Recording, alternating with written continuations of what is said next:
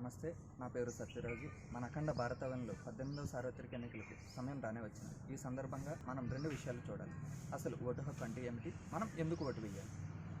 మనకి స్వాతంత్రం వచ్చిన సందర్భంగా మన constituent assembly doctor B R Ambedkar గారి సారథ్యంలో డ్రాఫ్టింగ్ కమిటీ అని ఒకటి ఏర్పరిచి భారత రాజ్యాంగాన్ని రూపొందించే బాధ్యతను అప్పచెప్పారు. ఆ డ్రాఫ్టింగ్ కమిటీ మన భారత కాన్స్టిట్యూయెంట్ అసెంబ్లీలో ఎటువంటి వాదోపవాదనలు లేకుండా ఏకగ్రీవంగా ఆమోదించబడిన ఏకైక హక్కు ఓటు హక్కు. ఎటువంటి విభేదాలకు, ఎటువంటి వివక్షలకు తావు లేకుండా కనీస వయసు దాటిన ప్రతి ఒక్కరూ ఓటు వేయడానికి అర్హులే అని చెప్పిన ఏకైక హక్కు ఓటు హక్కు. ఆర్టికల్ 326 ప్రకారం మన రాజ్యాంగంలో ఓటు హక్కు కల్పించే బాధ్యతను, మన హక్కును పొందుపరిచారు. సో మనం ఓటు ఎందుకు వేయాలి? మన భారత రాజ్యాంగం ప్రజాస్వామ్యం అనే పునాదులపై నిర్మించబడింది. ప్రజాస్వామ్యం అంటే ప్రజల కొరకు, ప్రజల చేత ఎన్నుకోబడిన ప్రతినిధులు చట్టసభల్లో ప్రజల కొరకు పాలసీలు చేసే బాధ్యతను అప్పచెప్పే ఉద్దేశం ప్రజాస్వామ్యం. ఈ ఉద్దేశాన్ని మనం అందిపుచ్చుకోవాలి అంటే మనకున్న ఏకైక మార్గం ఓటు హక్కు. దాన్ని ఉపయోగించుకొని మన ప్రజాప్రతినిధుల్ని చట్టసభలకు పంపించి మన రాజ్యాంగ హక్కుని మనం వినియోగించుకొని మన ప్రాథమిక హక్కులను కాపాడుకునే ప్రయత్నం చేద్దాం.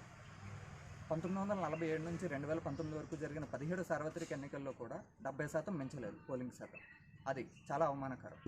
సో మనం బాధ్యత ఏంటంటే మన ఇంట్లో ఉన్న 4 ఓట్లు లేదా మన ఇంట్లో ఉన్న 5 ఓట్లు పోలయ్యేలా చూద్దాం. దేశం మొత్తం, రాష్ట్రం మొత్తం, మన నియోజకవర్గం మొత్తం మనకు అవసరం లేదు.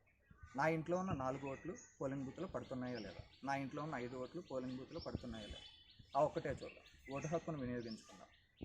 ప్రపంచంలో ఎవరికీ లేని ఓటు హక్కు, ఎవరికీ లేని అదృష్టం మనకి మన భారత రాజ్యాంగం ప్రజాస్వామ్యం అనే పునాదులపై కల్పించింది.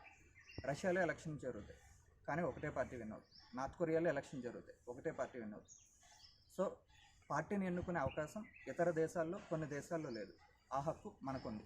అది మనం గర్వంగా భావించి ఓటు హక్కును వినియోగించుకుందాం. పోలింగ్ బూత్కి వెళ్దాం, ఓటు వేద్దాం. పదండి, నేను వస్తున్న పోలింగ్ బూత్కి. మీరు ఓటు హక్కుని, మీ ఓటర్ ఐడి ఎక్కడుందో చూసి ఇప్పుడే జాగ్రత్త పెట్టుకుని పోలింగ్ బూత్కి వెళ్దాం. మన ఓటు హక్కును వినియోగించుకుందాం. జై హింద్, జై భారత్, జై భీమ్.